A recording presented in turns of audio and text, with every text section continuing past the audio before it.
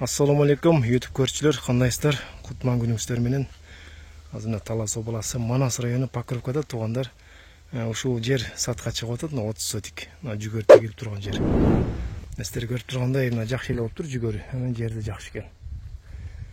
Бул жак туугандар негизи бул жанагы лицей менен өйдөнү көздөчүп кетсеңиздер, мына Чойбек көчөдө окут экен. Ушу көчөнүн этегинде анан ушу артында окуп аткан көчөнүн биягында. Биякта да бир жаң көчө бар экен. Атын билбейт экенбиз. Жаң көчө деп коебу же билбейм. Анан ушул жак менен келсеңиздер болот, кичинекей. Анан толук адресин дагы сурайм десеңиздер, телефон номерин калтырып койдум экранга, кожоюндун. Ошого байланышып дагы адресин такташып келсеңиздер болот. Негизи бул өзү кожоюн ушул Чойбек буяк көчөдө турат.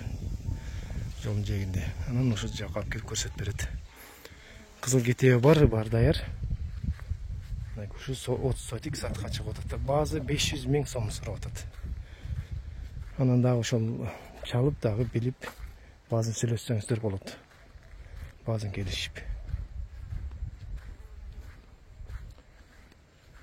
Чоң жер экен, аябай чоң эле жер экен. Этеги, тетиги терек турат. Ошол жерге чейин. Бул жак менен жанагы немеге чыгып кетсеңиздер болот. О, мечит турат го.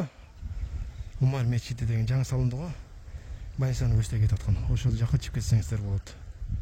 Но кичинекей көчө менен. Бул жакта да ушундай көчө бар.